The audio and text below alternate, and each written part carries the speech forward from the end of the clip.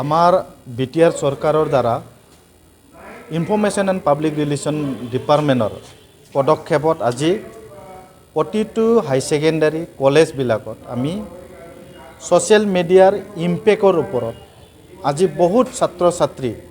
social media যেমান ভাল এমানো বেয়া দিশো আছে তাকে আমি সজাগতা ইয়াৰ ওপৰত ইম্পেক্ট হ'ব পৰা কিছু এক্সপাৰ্ট লৈ আহি আমি ছাত্ৰী এই আজি আমাৰ কোকৰাঝাৰ গাৰ্লছ হাই ছেকেণ্ডাৰীত আমি এটা সেমিনাৰ আৰু সজাগতা এটা সভা আমি আয়োজন কৰিছোঁ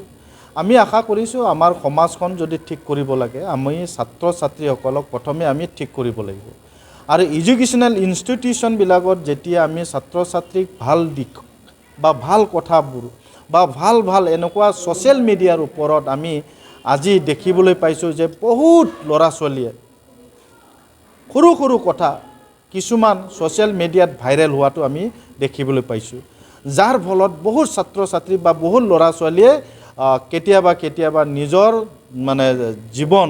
ধ্বংস কৰাৰো আমি দেখিবলৈ পাইছোঁ গতিকে আমি আশা কৰিছোঁ যে ছাত্ৰ ছাত্ৰীৰ মাজত অলপ সজাগতা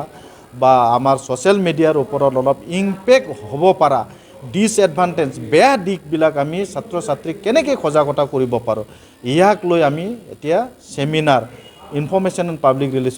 ৰিলেশ্যন ডিপাৰ্টমেণ্টৰ দ্বাৰা আমি আয়োজন কৰিছোঁ আশা কৰিছোঁ আমাৰ সমাজখন লাহেকৈ আৰু ভাল দিশলৈ আহক আৰু সমাজখন ঠিক কৰিব লাগিলে আমাৰ চৰকাৰখনৰ তৰফৰ পৰাও আমি এনেকুৱা এটা পদক্ষেপ গ্ৰহণ কৰিবলৈ আমি হাতত লৈছোঁ আশা কৰিছোঁ সমাজখন ঠিক হ'ব স্কুল কলেজ